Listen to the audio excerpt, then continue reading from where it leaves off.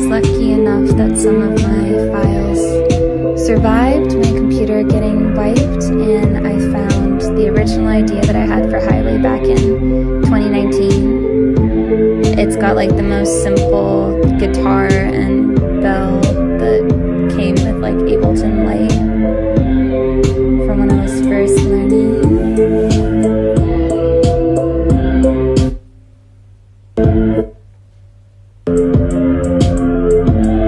Yeah, so that one definitely didn't stick. I didn't have vocals for it because I didn't know what to do with that. I don't know.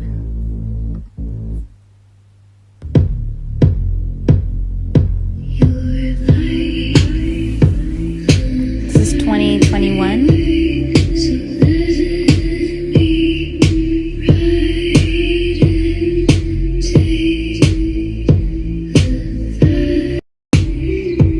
So obviously I ditched the bell, and at this point in 2021 I hadn't figured out like the guitar or synth yet, but I still liked the original melody. I just knew that bells were too cringe, and that's how we ended up with this here.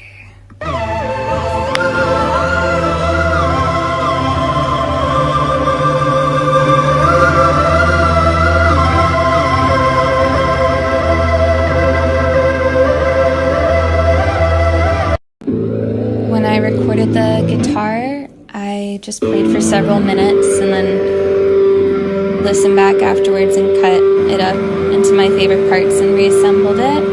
Parts of it were out of tune, so some of them are turned down a couple of cents, some are up.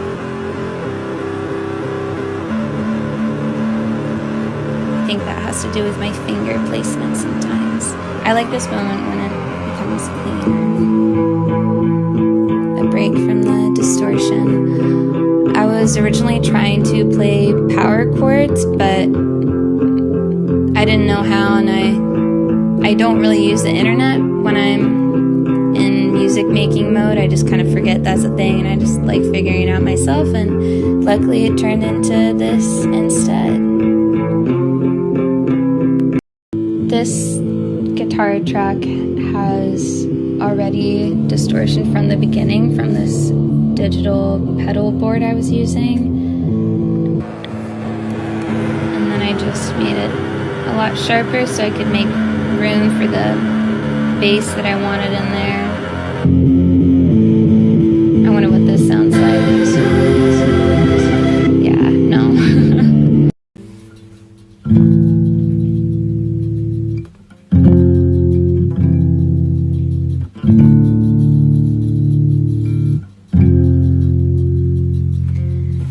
That's the chords. The E string is tuned down. I don't know how much, maybe to a D? Yeah, to a D. The vocals were really tricky to mix due to a lot of breathiness and just the range that they're in. But I used a lot of de-essers to make space for like the chorus and delay that I was using, and I have a little bit of reverb on there too. But yeah, it required a lot of EQing. But it was so satisfying when I could finally hear the words.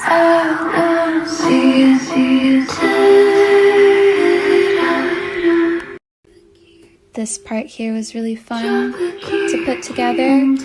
I wanted it to sound scratchy without being too predictable, so I ended up using one of these like DJ effect things, and I think it worked nicely.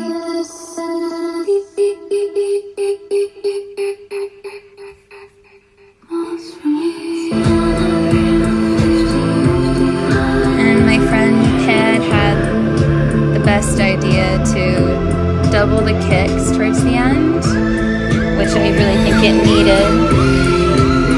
Because the song was originally very flat, very structured in an easy way, so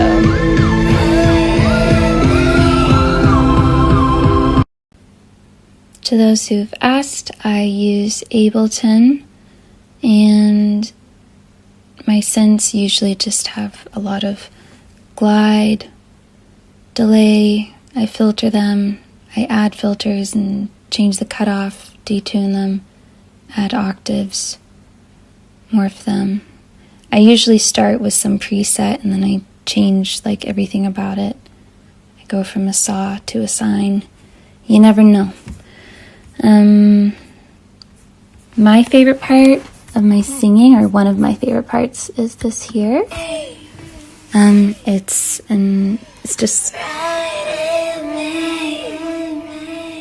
It's definitely a reference to Tori Amos and her song Crucify.